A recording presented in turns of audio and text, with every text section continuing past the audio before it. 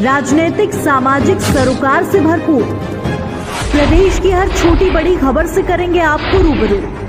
आइए रुक करते हैं आज की खबरों की ओर फटाफट अंदाज में। इसके लिए चैनल को सब्सक्राइब करें और बेल आइकन को क्लिक करें।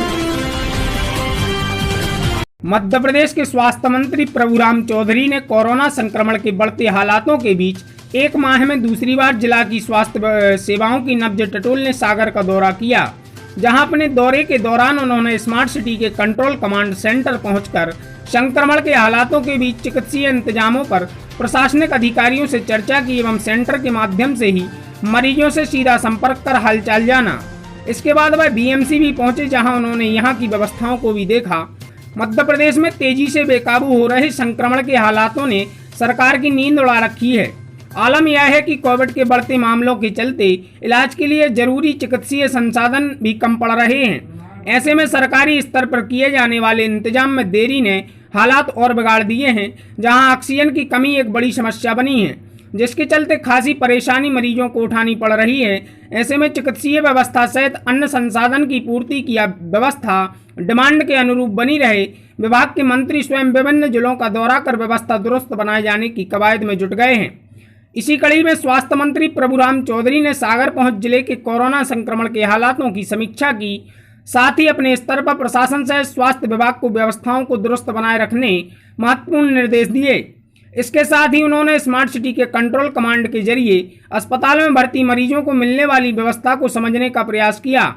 साथ ही स्वयं सीधे सेंटर के माध्यम से मरीजों से चर्चा कर मिलने वाली चिकित्सीय सुविधाओं की जानकारी ली। मंत्री इसके बाद सीधे बीएमसी पहुंचे, जहां उन्होंने बीएमसी में कोविड मरीजों के साथ अन्य मरीजों के लिए क्या व्यवस्था है, इसकी यथास्थिति का अधिकारियों की मौजूदगी में अवलोकन किया।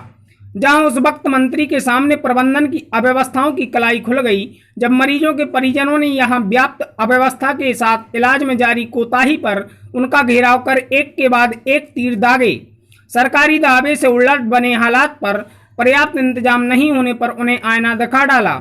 जहां मरीजों के सवालों के आगे मंत्री बंगले झांकते नजर आए, तो प्रबंधन भी उचित जवाब देने में बेबस दिखा।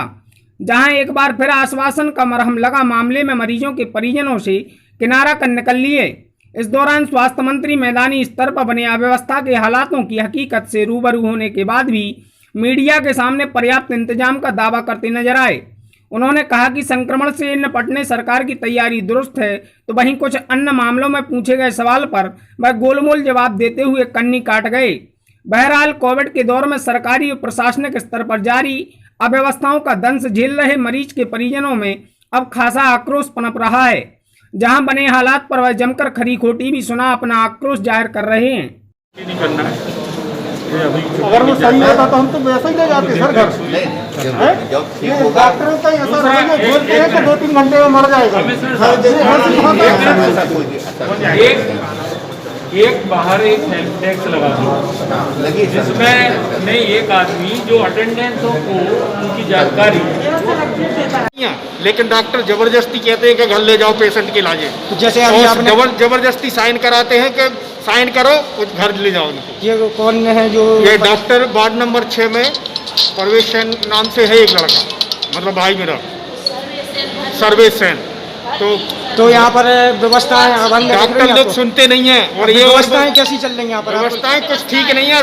सरकारी कर्मचारी एकदम गड़बड़ है। 4 दिन हो गया हमारे मरीज के आने, मतलब भर्ती हुए, और 4 दिन के बाद आज उनका खून का सैंपल गया। अभी कोई भी जांच नहीं आई है उनकी, कोरोना की कोई जांच नहीं। ऑक्सीजन के बगैर नहीं रह पा रहे हैं, हम कहाँ ले जाएं उसके लिए? ऑक्सीजन की कमी है, ना बेड्स की कमी है, ना इंजेक्शन की कमी है। सारी व्यवस्थाएं की जा रही हैं। अभी मैंने खुद वहाँ भी कमिश्नर साहब को पूरे एडमिनिस्ट्रेशन के साथ में, हमारे जेडी CMHO सबके साथ में वहाँ पर बैठ के